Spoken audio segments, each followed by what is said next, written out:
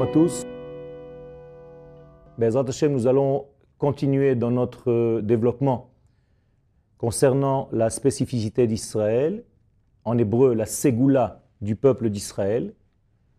Vous savez que le nom Ségoula vient du verbe mesugalut, c'est-à-dire être capable de, avoir la capacité de quelque chose. Autrement dit, chaque être a été doté d'une spécificité, d'une capacité qu'Akadosh Baruch Hu a introduit dans son être. L'homme, par exemple, est un homme qui doit parler. C'est la spécificité de l'homme. Eh bien, le peuple d'Israël, parmi les êtres humains, a reçu une spécificité supplémentaire, non seulement d'être un homme capable de parler, mais en même temps de recevoir, d'être prophétisé par l'Éternel. Autrement dit, nous avons une capacité intérieure, comme une carte magnétique qui a été introduite à l'intérieur de notre être, qui nous donne la capacité, si nous faisons l'effort d'arriver à ce niveau-là, d'être des prophètes, d'accéder à la prophétie. Eh bien, cette spécificité d'Israël, nous allons aujourd'hui, Be'ezrat Hashem, développer ensemble le thème de cette merveille, de ce cadeau qu'Akadosh Baruch Hu a introduit à l'intérieur de nous. Vous savez que nous avons le devoir de nous étudier, c'est-à-dire d'étudier notre propre nature, de savoir qui nous sommes, de savoir quelle est notre qualité intérieure pour pouvoir faire les gestes, les actes nécessaires afin de développer, de sortir, de réaliser cette qualité qui se trouve à l'intérieur de nous en potentiel. Donc la qualité se trouve dans un potentiel et notre vie, durant, nous devons développer ce potentiel dans des actes avec donc un choix, une capacité de choisir nos actes pour dévoiler cette spécificité qui est déjà en nous. Donc la spécificité s'appelle Ségoula et notre choix de développer cette spécificité s'appelle la Bechira, le choix. En réalité, chaque nation du monde, comme je l'ai dit tout à l'heure, pas seulement les animaux, les êtres d'une manière générale, mais chaque nation du monde, elle aussi, doit apporter au monde quelque chose qui lui est propre, quelque chose de son degré naturel, quelque chose qui a été en réalité à l'intérieur de sa spécificité, elle aussi, en tant que nation, pour apporter au monde. Et donc, chaque grand peuple, tous les grands peuples de ce monde, doivent en réalité se considérer comme étant avec une certaine ségoula, une certaine qualité intrinsèque qui leur est propre et apporter leur attribution, leur participation à l'évolution, à l'arrangement de toute la création divine, pour l'humanité, pour le bien de l'humanité tout entière. Alors encore une fois, la spécificité du peuple d'Israël, puisque toutes les nations du monde, chacune d'entre elles a quelque chose de spécial, eh bien, la spécificité d'Israël, comme le dit le verset dans Shemot, vous serez pour moi Ségoula mikol ha'amim, vous êtes avec une qualité intérieure que j'ai introduite à l'intérieur de votre être. Et quelle est cette qualité? C'est d'apporter, de dévoiler, d'être le vecteur, le porte-parole de mon essence divine, c'est l'Éternel qui parle, auprès des nations du monde. Israël donc doit révéler au monde les valeurs du Créateur. C'est une tâche qui est très difficile, car pour savoir ce que l'Éternel veut, il faut que nous soyons prophètes. Or, nous avons reçu une prophétie en tant que peuple, et cette prophétie s'appelle la Torah.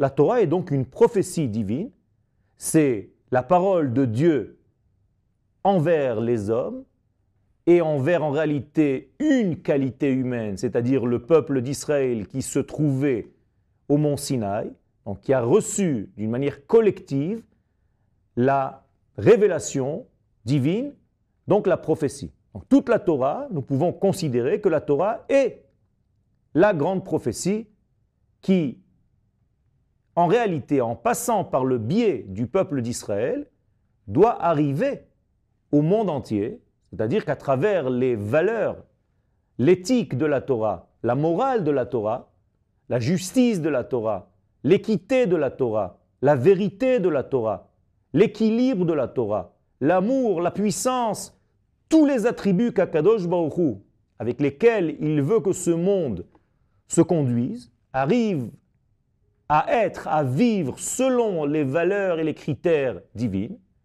eh bien, c'est Israël qui est le passage obligatoire, le conducteur, j'allais dire, de cette valeur divine pour le bien de l'humanité tout entière.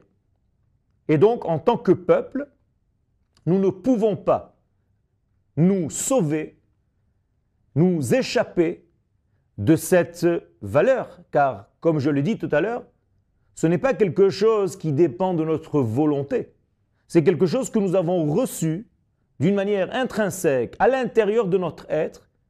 À partir du moment où nous faisons partie de ce peuple d'Israël, nous avons cette carte magnétique à l'intérieur de nous qui nous permet de véhiculer la parole divine dans le monde.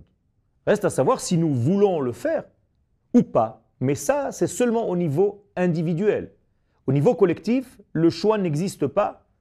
C'est justement le sens de ce qui est écrit dans le livre de Shemot, lors du don de la Torah sur le mont Sinaï. La Gemara nous dit dans le traité de Shabbat 85, Kafa alehem et tahar kegigit. Akadosh Baruch Hu a mis la montagne au-dessus d'Israël. Bien entendu, c'est une image qui vient nous enseigner que le peuple d'Israël, dans son ensemble, n'a pas le choix. C'est comme si on l'a forcé à être ce qu'il est. Il est né avec ses qualités intérieures qui lui sont propres. Ça, ce n'est pas lié à un choix.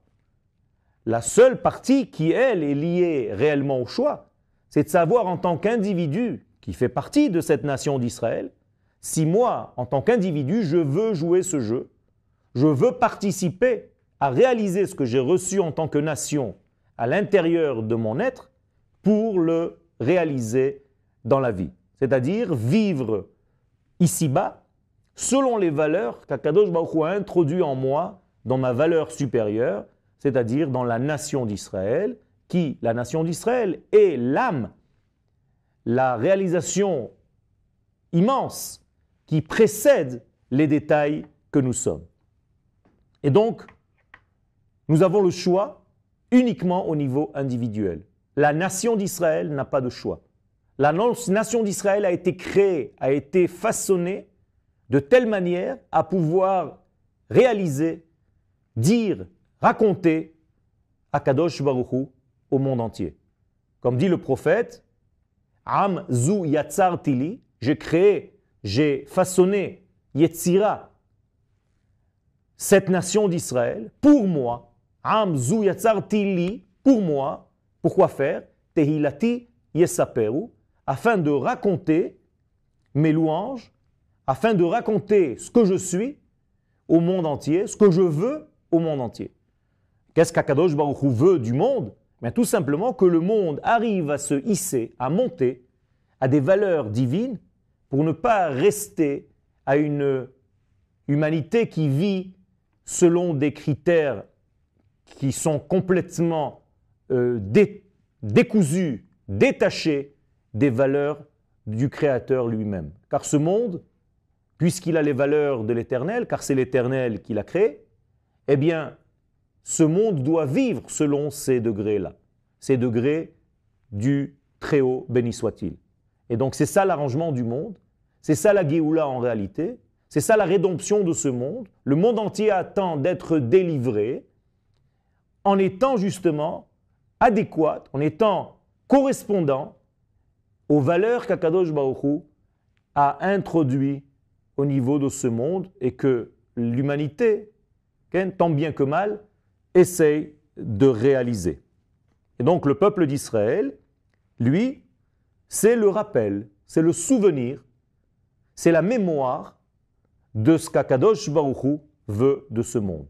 Donc Akadosh Baruch Hu attend du monde quelque chose, et cette attente passe par le biais du peuple d'Israël, donc qui a un rôle très ingrat, mais en même temps très honorifique, et donc il faut savoir jongler avec cette grande responsabilité de pouvoir donner aux nations du monde sans tomber dans la relation de dominant et dominé, car ce n'est pas le cas.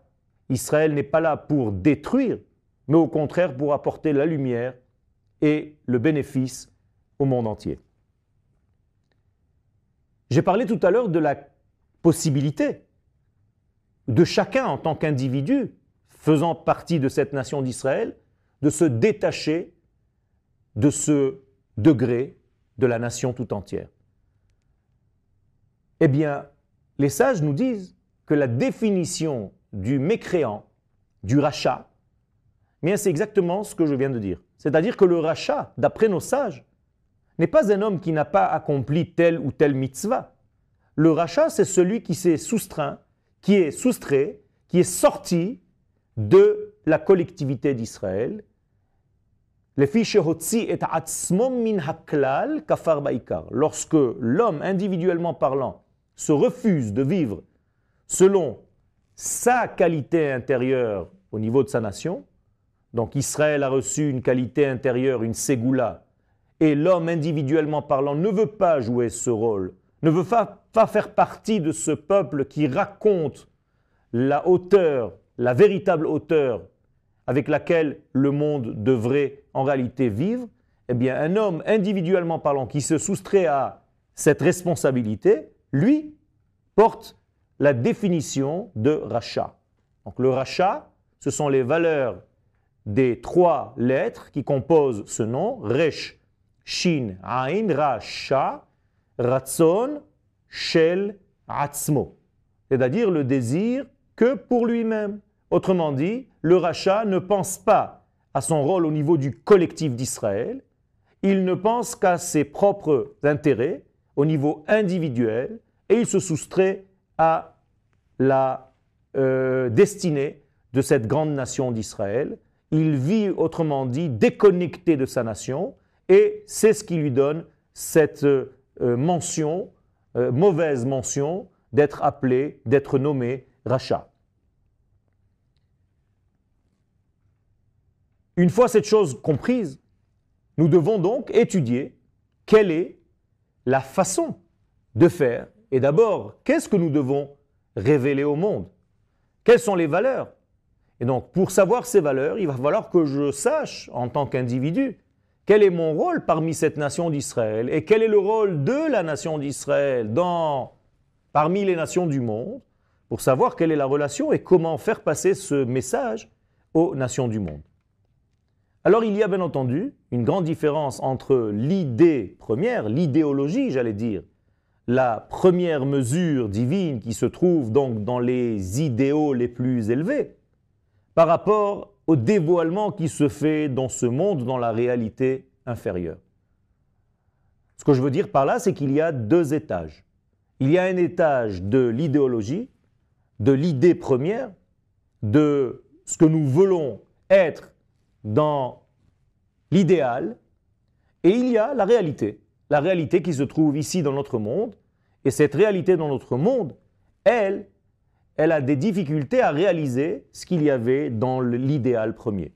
Donc, Be'ezrat Hashem, nous devons essayer de comprendre comment accoupler ces 2 degrés, comment faire en sorte que cet idéal supérieur se dévoile dans notre monde d'en bas. Et c'est exactement ce que nous allons faire dans les prochains cours. Toda Rabba.